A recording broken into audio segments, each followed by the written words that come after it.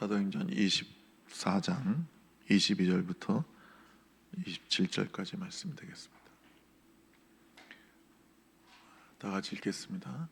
벨릭스가 이도에 관하여 더 자세히 아는 거로 연기하여 이르되 천부장 루시아가 내려오거든 너희를 처결하리라 하고 백부장이 명하여 바울을 지키되 자유를 주고 그의 친구들이 그를 돌봐주는 것을 금하지 말라 하니라. 수요일에 벨릭스가 그 아내 유대 여자 드루실라와 함께 와서 바울을 불러 그리스도 예수 믿는 도를 듣거늘 바울이 의와 절제와 장차오는 심판을 강론하니 벨릭스가 두려워하여 대답하되 지금은 가라 내가 틈이 있으면 너를 부르리라 하고 동시에 또 바울에게서 돈을 받을까 바라는 거로 더 자주 불러 같이 이야기하더라. 이태가 지난 후 보르기오 베스도가 벨릭스의 소임을 이어받으니 벨릭스가 유대인의 마음을 얻고자 하여 바울을 고려하여 두니라. 아멘. 오늘 본문 말씀은 그 벨릭스라는 당대 그 유대 로마 총독이 그 하나님의 그 귀한 종에게 복음을 듣고도 회개하지 않고 자꾸 뒤로 미루는 그래서 영생의 기회를 놓치는 그런 안타까운 악한 모습을 보게 됩니다. 오늘도 많은 사람들이 우리 주님께서 주시는 그 구원의 기회, 회개의 기회, 그 용서의 기회, 축복의 기회를 놓치고 있습니다. 그 놀라운 하나님께서 은혜를 주시는데 그 기회를 주시는데 사람들은 그 기회를 아예 모르거나 무시하거나 연기해 버리고 맙니다. 벨릭스는 지난번에도 말씀드린 것처럼 노예 출신이에요. 근데 이 노예 출신이 유대의 총독으로 갔다는 것은 큰 엄청난 성공을 한 거죠. 그러니까 엄청나게 어떤 그 곤모술수라든지 어떤 이신양명을 위해서 엄청난 노력을 한 사람으로 보여집니다. 그런데 유대 역사가 요세푸스의 기록에 의하면 이 벨릭스는 아주 잔인하고 아주 악한 사람이었다고 그래요. 뇌물도 많이 먹고 그 다음에 아주 여색을 즐긴 그런 사람으로 묘사하고 있습니다. 그는 로마 형제의 권세를 등에 업고 그 정치적 안정을 위해서 수많은 사람을 죽였다고 합니다. 그 중에는 그 존경하는 유대 사람들이 존경하는 유대인 랍비들, 제사장들을 포함해서 아주 수천 명을 죽였다고 말하고 있습니다. 그래서 유대 귀족들이 그 벨릭스의 그 공포 정치, 이 횡포에 관해서 악행에 관해서 로마 황제에게 진정서를 그 편지를 보냅니다. 그래서 이 벨릭스는 로마에 소환을 당합니다. 거기서 사형을 언도받고 이제 사형이 집행돼야 되는데 그 로마 황제가 아주 신이 많은 사람이 있어요. 근데 그 사람이 바로 벨릭스의 친형이에요. 그래서 그 형이 막 여러모로 사정하고 여러모로 그 힘을 써가지고 겨우 사형은 면하고 그 총독직에서 해직되기만 했습니다. 그는 자기의 세 번째 부인인 유대인 드루실라와 함께 그 바울을 자주 찾아가서 그의 전도와 설교를 들었습니다. 이 드루실라는 헤롯 아그리파 1세의 막내딸이었습니다. 근데 어마어마한 미인이었다고 그래요. 엄청난 미모가 있었다고 합니다. 그녀는 어렸을 때 아버지가 죽었기 때문에 그 헤롯 아그리파 2세, 그러니까 자기의 친동생이죠. 그 동생에 의해서 시리아에 있는 조그만 나라 에마사의 왕 아지주스와 결혼을 합니다. 근데 그때 나이가 겨우 15살이에요. 그런데 벨릭스가 이 드루실라를 언제 봤는지 너무너무 예쁘니까 그 미모에 빠져가지고 그 유대인 마술사 아트모스를 에게 돈을 줘서 그가 마술을 쓰고 막 주술을 쓰고 막 이간질을 해서 그 드루실라 부부가 결국 이혼하게 만듭니다. 그리고 자기와 결혼을 하게 합니다. 그때 벨릭스의 나이가 60이었고 드루실라는 18살이었어요. 엄청난 나이 차이가 있는데 이 벨릭스가 온갖 곤모술수를 다 써서 드루실라를 세 번째 아내로 맞이합니다. 이 드루실라는 주 79년경에 그 화산이 폭발해서 폼페이가 완전히 멸망당했죠. 그냥 한순간에 폼페이가 다 잿더미에 갇혀서 그 화석으로 그 사람이 한 번에 죽은, 순간적으로 죽은 것이 그 화석으로 다 남아 있습니다. 그렇게 갑자기 멸망당할 때 아들과 함께 죽음을 당했다고 합니다. 벨리스는 유대 여자인 부인 그 두루실라를 통해서 유대교에 대해서 그리고 기독교에 대해서 어느 정도 지식을 가지고 있었을 것입니다. 더군다나 이 벨릭스는 유대에서 8년 동안 유대 총독을 지냈기 때문에 당시에 그 가장 그 핫한 이슈인 예수에 관해서, 기독교에 관해서 모를 리가 없지요. 잘 알고 있었을 겁니다. 그리고 많은 역사가들은, 주석가들은 이 벨릭스보다는 이 아내 드루실라가 바울을 아주 만나고 싶어 했을 거라고 보고 있습니다. 왜냐하면 당대 최고의 전도자고 그리고 당대 최고의 놀라운 성령 역사를 일으키는 그런 바울이니까 이 드루실라가 바울을 막 보고 싶어 했을 거예요. 그래서 남편을 전도하려고 했는지 벨릭스를 데리고 그 바울을 자주 찾아갔습니다. 바울은 3번이나 결혼한 벨릭스나 남편을 버리고 어린 나이에 다시 재혼한 드루실라에게 은혜와 용서의 복음을 전하기보다는 오늘 본문에 보니까 25절에 의와 절제와 심판에 관해서 설교를 했습니다. 그러니까 바울은 그들이 회개하기를 원했던 거죠. 여러분, 선교사가요 식인종에게 복음을 전하지 않습니다. 여러분, 예수 믿으면 다 하나님께서 여러분의 죄를 용서하시고 여러분을 다 구원해 주십니다. 이거 안 전해요. 식인종한테는 먼저 십계명을 전합니다. 그래서 율법을 전해요. 왜냐하면 식인종들은 사람 잡아먹는 게 죄라는 생각을 조금도 안 하니까요. 그게 살인이라고 조금도 생각을 안 해요. 그러니까 자기가 죄인인 줄 모르는데 그 죄 용서의 복음을 들으면 감동이 되겠어요? 전혀 감동이 안 되죠. 그래서 그 식인종들에게 선교사는 처음에 하나님의 말씀을 전해서, 율법을 전해서 너희가 이러이러한 죄를 지으면 안 된다, 이러이러한 죄를 지면 사람을 잡아먹으면 그건 살인하는 거다, 하나님께서 기뻐하지 않는다, 이걸 먼저 전하는 겁니다. 그래서 바울도 먼저 이 벨릭스하고 드루실라에게 의로운 삶이 무엇인가, 그것을 전하는 것입니다. 인생에 있어서 가장 중요한 것 중에 하나가 절제죠. 그 절제를 전하였습니다. 갈라디아서 5장 20절에 성령의 9가지 열매가 나오죠. 사랑과 희락과 화평과 오래 참음과 자비의 양성과 충성과 온유와 절제. 이 9가지 열매 중에 마지막 열매가 절제예요. 가장 나중에 열리고 가장 중요한 절제라는 열매가 우리 인생에 있어서 성령의 열매로 우리에게 있어야 되는 것입니다. 여러분, 절제는 무조건 찾는 게 아니라 적당히 조절할 줄 아는 거예요. 그래서 의로운 삶이란 절제하는 삶입니다. 무조건 내가 하고 싶은 대로, 내 육신이 원하는 대로, 그냥 먹고 싶은 대로, 그냥 놀고 싶은 대로, 육신의 정욕이 원하는 대로 그냥 하는 게 아니라 그걸 절제하는 거예요. 다스리는 겁니다.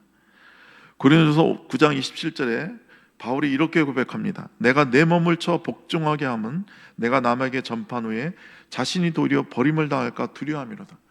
바울같이 위대한 하나님의 사람도 자기 몸을 친다고 그랬어요. 자기 절제를 한다는 거예요. 바울은 다른 곳에서 나는 날마다 죽는다고 그랬어요. 날마다 죽고 날마다 부활하는 그런 체험을 한다고 그랬어요. 여러분, 오늘 바울은 그들에게 전하는 겁니다. 너희가 의롭고 절제하는 삶을 살지 않으면 반드시 심판을 당할 것이다. 심판이 있다. 그렇게 바울이 전하는 것입니다. 사람들은 죽음을 두려워하는데요, 죽음 자체를 두려워하는 게 아닙니다. 죽음 자체가 아니라 본능적으로 그 죽음 뒤에 있는 심판을 두려워하는 거예요. 히브리서 9장 10절에 한 번 죽는 것은 사람에게 정하신 바요, 그 후에는 심판이 있느니라 그러셨어요. 그러니까 사람들은 본능적으로 아는 거예요. 내가 죽으면 심판받을 것이다. 그래서 그렇게 죽음을 피하고 싶어 하는 거예요. 죽음을 두려워하는 거예요. 벨릭스는 이 바울의 이 설교를 듣고 전도를 듣고 오늘 본문에 보니까 두려워했다고 그랬습니다.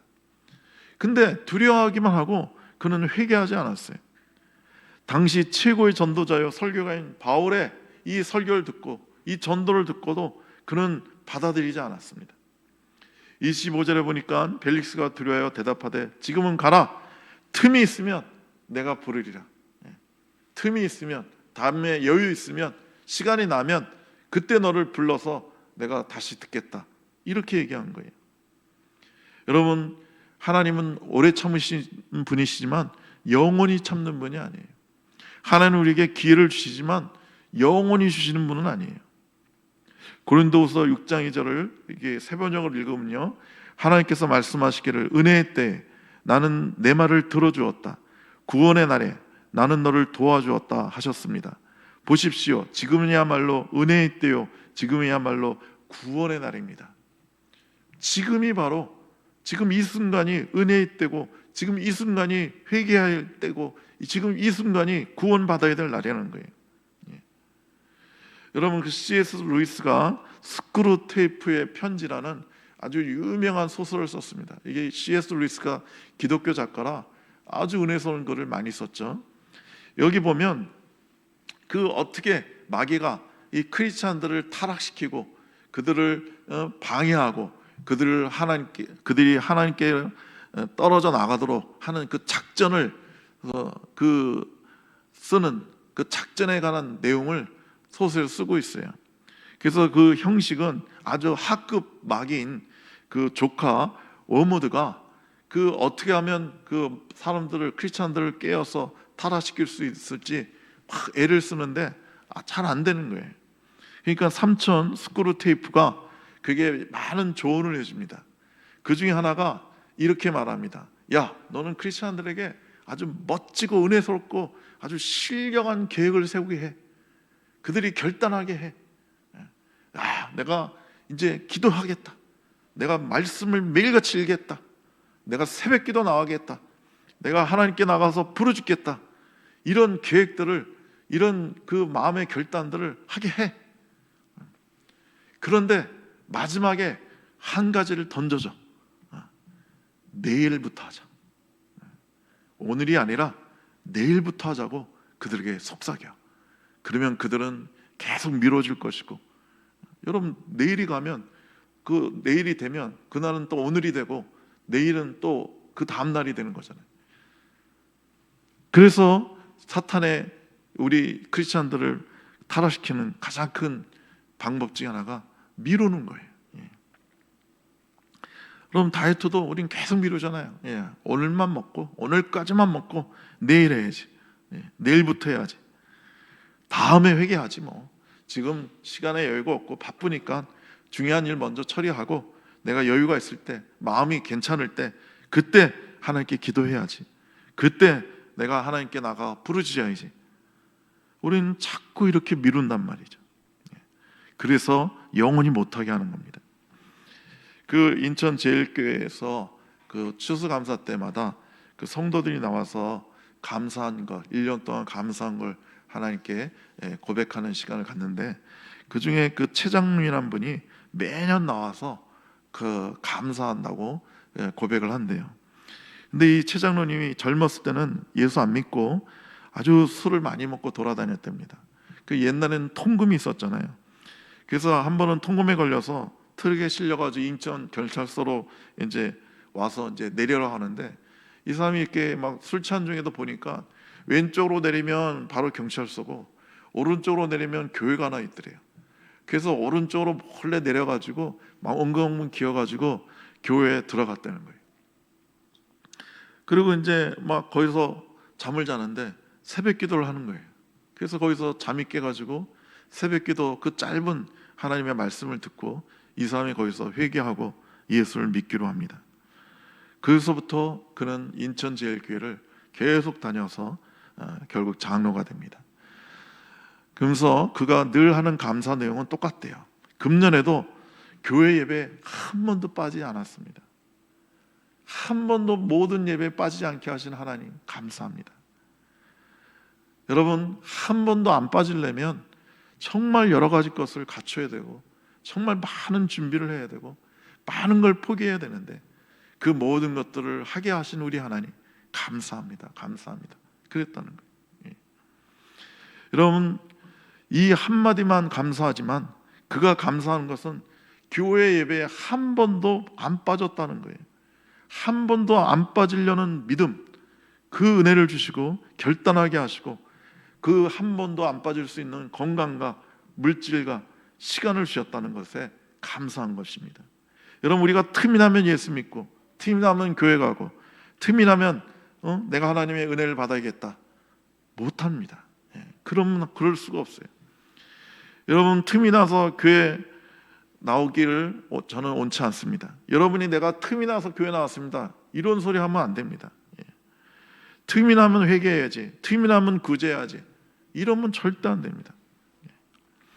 여러분, 하나님께서 은혜 주실 때, 여러분에게 감동 주실 때, 여러분이 하나님께 기회를 받았을 때 그때 헌신하고 그때 기도하고 그때 선교하고 그때 전도해야 되는 것입니다.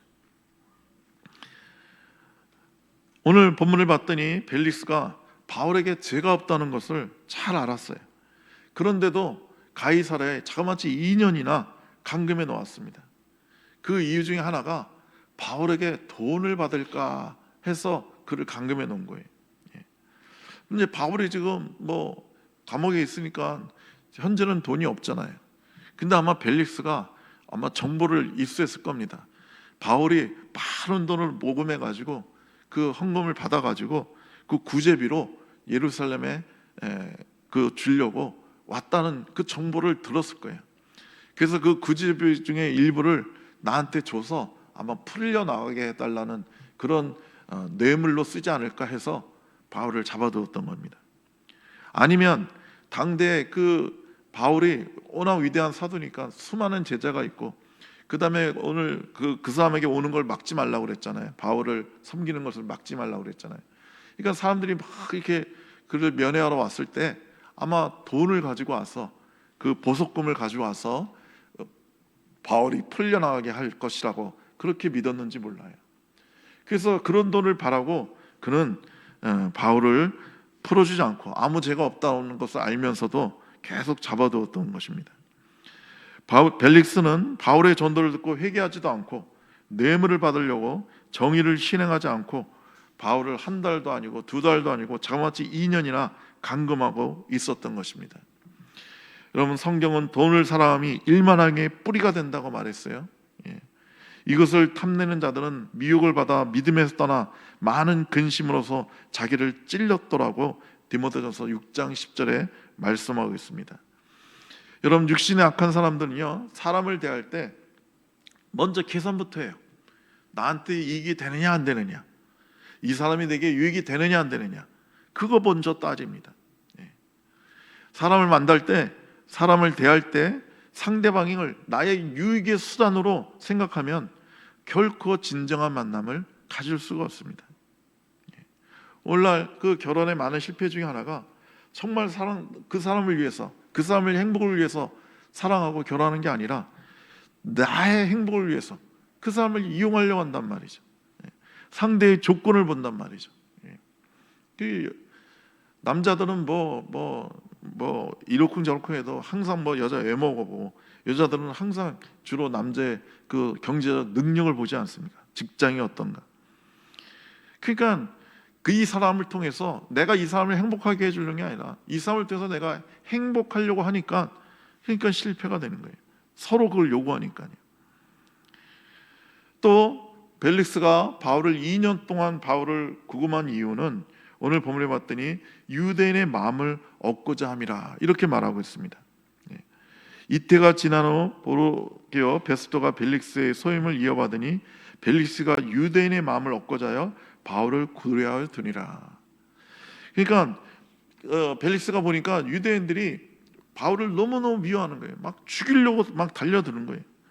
그러니까 그들의 마음을 얻고자, 그들에게 그들의 마음대로 어느 정도 해줘야 그들이 나를 호응하고 내 정치를 받아들일 테니까 그들의 마음을 얻고자 이렇게 아무 죄가 없는 사람을 2년 동안이나 가둬두고 자기 후임에게 넘겨주었던 거예요.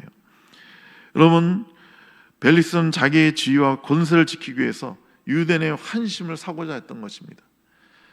여러분, 사람들의 마음을 얻으려고 하면 안 돼요. 우리는 하나님의 마음을 얻으려고 해야 되는 것입니다. 요한복음 5장 41절 이하에 보면 예수께서 이렇게 말씀하십니다. 나는 사람에게서 영광을 취하지 아니하노라. 다만 하나님을 사랑하는 것이 너희 속에 없음을 알았노라. 너희가 서로 영광을 취하고 유일하신 하나님께로 오는 영광을 구하지 아니하니 어찌 나를 믿을 수 있겠느냐. 여러분, 우리가 사람에게 서로 영광을 구하면, 사람의 영광을 얻고 사람의 마음을 얻으려고 하면 하나님께 버림당하는 거예요. 우리는 어떤 이에 하나님의 마음을 얻고 하나님의 영광을 취해야 되는 것입니다. 어느 나이 많은 재벌 회장님한테 전도를 했더니 그 회장님이 그러는 거예요. 아이고, 내가 이 나이에 이 나이 들어서 교회 나가면 사람들이 뭐라 그러겠습니까? 사람들이 아이고, 저 인간 평생 지 멋대로 막 죄짓고 살다가 이제 죽을 때가 되니까 천국 가고 싶어서 교회 나온다. 이렇게 말하지 않겠습니까? 그러니까 사람들이 나를 그렇게 볼까 봐 나는 예수 못 믿겠다는 거예요. 교회 못 가겠다는 거예요. 여러분, 사람이 뭐라고 하는 게 무슨 상관입니까? 사람들이 욕하는 건 두렵고 하나님의 심판은 두렵지가 않은 거예요. 오늘날도 벨릭스와 같은 사람들이 너무 많이 있어요. 놀라운 구원의 길을 다음에 미루고 다음에 생각해 보겠다는 거예요. 놀라운 은혜의 때 돈 생각하면서 좀 여유 있으면, 내가 삶에 여유가 있으면 그때 교회 나가지요. 구제, 선교 다 좋은데 내가 여유가 있을 때, 틈이 나면 그때 하겠습니다. 그러면서 평생 한 번도 못하고 제대로 못하고 죽게 됩니다. 주님을 기쁘시게 하기보다는 평생 사람들이 눈치 보느냐고 구원의 길을, 축복의 길을 놓치는 사람들이 있는 거예요. 히브리서 3장 15절에 오늘 너희가 그 음성을 듣거든 경노하시게 하던 것 같이 너희 마음을 완고하게 하지 말라고, 그렇게 히브리서 성경은 말하고 있습니다. 하나님의 음성을 들을 때 마음을 굳게 하고, 마음을 완고하게 해서 거절하지 말고 들으라는 거예요. 제가 전에 청년부 지도를 할 때 그 여자 청년 하나가 얼마나 서럽게 울면서, 그냥 애절하게 울면서 막 회개를 하는데, 그 아버지하고 얼마 전에 아주 대판 싸웠다는 거예요. 아주 아버지한테 심한 말을 하면서 자기가 아주 못되게 굴었다는 거예요. 그런데 아버지가 갑자기 소천했어요. 갑자기 죽었어요. 그러면서 이 여자 청년이 막 울면서 회개하는 거예요. 아버지한테 사과를 못했다는 거예요. 아버지에게 용서를 못 구했다는 거예요. 아버지하고 화해를 못했다는 거예요. 아버지가 갑자기 돌아가셔서 아버지가 나한테 들은 마지막 말은 그 험한 말, 아버지 원망하는 말, 아주 못된 말 듣고 아버지는 돌아가셨다는 거예요. 아버지가 그렇게 일찍 돌아가실지, 갑자기 돌아가실지 자기는 몰랐다는 거예요. 여러분, 우리가 기회 있을 때 화해해야 되는 겁니다. 기회 있을 때 용서하고 용서받아야 되는 겁니다. 기회 있을 때 하나님께 나가 하나님의 은혜를, 구원의 은총을 받아야 되는 것입니다. 우리 주님께서 여러분을 부르십니다. 미루지 마셔야 됩니다. 마음을 강팍하게 하지 말아야 됩니다. 지금 나와야 됩니다. 지금 헌신하고, 지금 회개하고, 지금 우리의 모든 것을 우리 하나님께 돌려드려야 되는 것입니다. 오늘이 여러분의 마지막이 될 수 있기 때문입니다. 기도하겠습니다. 좋으신 우리 하나님 아버지, 주님께서 우리에게 주신 그 놀라운 은혜의 기회를, 놀라운 그 축복의 기회를 우리가 결코 놓치지 않고 미루지 않고 우리가 하나님의 은혜를 받아들이고 우리가 이 시간을 회개하고 이 시간 우리 주님께 우리의 삶을 드릴 수 있게 하여 주시옵소서. 예수님의 이름으로 기도드리옵나이다. 아멘.